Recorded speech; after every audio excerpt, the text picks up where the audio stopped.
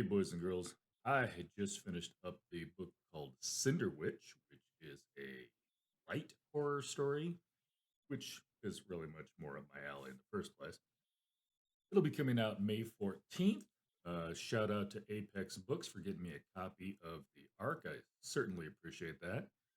So we've got the, I almost said young girl. It's a little time jumpy. I'm actually, it does go back and forth a little bit, going back in her backstory. I think she's actually about 40 in the current era that we're talking about. But, it does also go back to her childhood a little bit.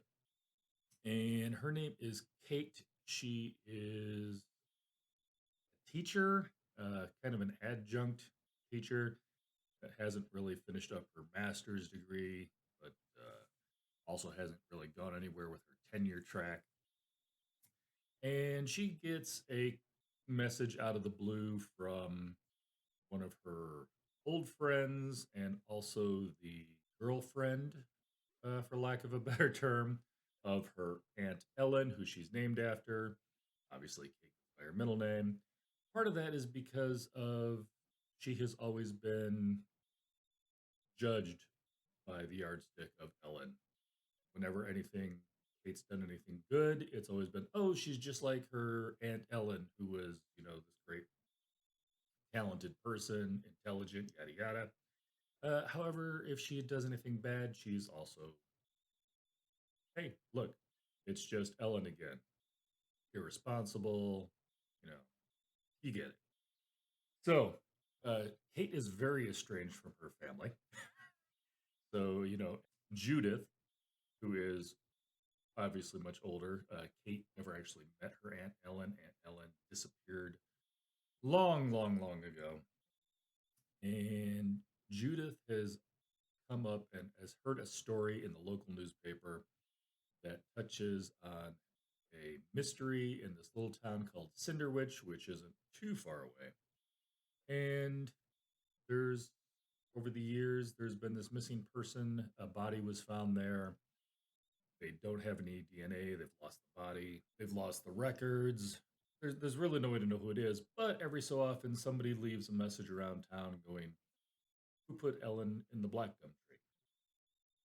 So based on when this body was found, how long Ellen had been missing, the fact that it's relatively close.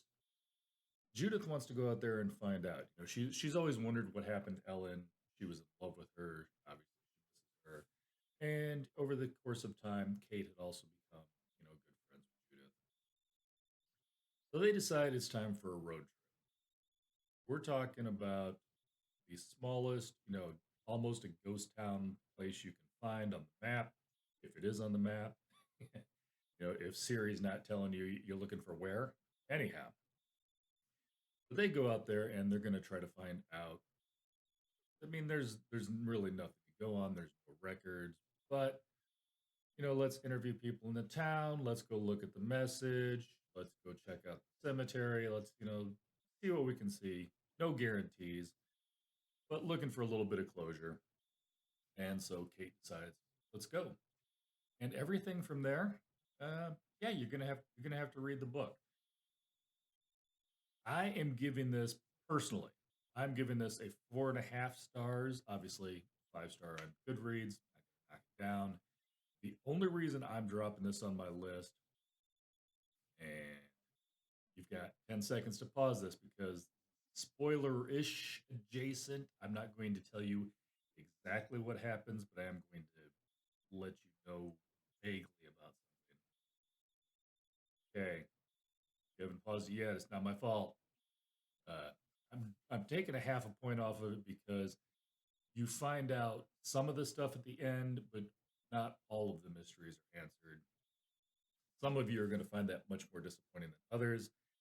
I personally kind of liked the ending. I didn't have that big of an issue with it, but I definitely understand where some people are going to be a little frustrated. And there were more issues left unanswered than I think necessarily needed to be. But all in all, this book is right in my alley. I do like horror books. I do like horror books that are not gore horror books. Nobody's eyeballs are hanging out, nobody's intestines all over the ground, but it's still got that little bit of a haunted, ghost town story, uh, with a lot of unanswered questions. So again, like I said, I know some people are really not going to like that, and some people are probably going to knock it even farther down. If you need deep horror, if you need, you know, like live murders, not investigating, stories from the past, this book is probably not going to be for you.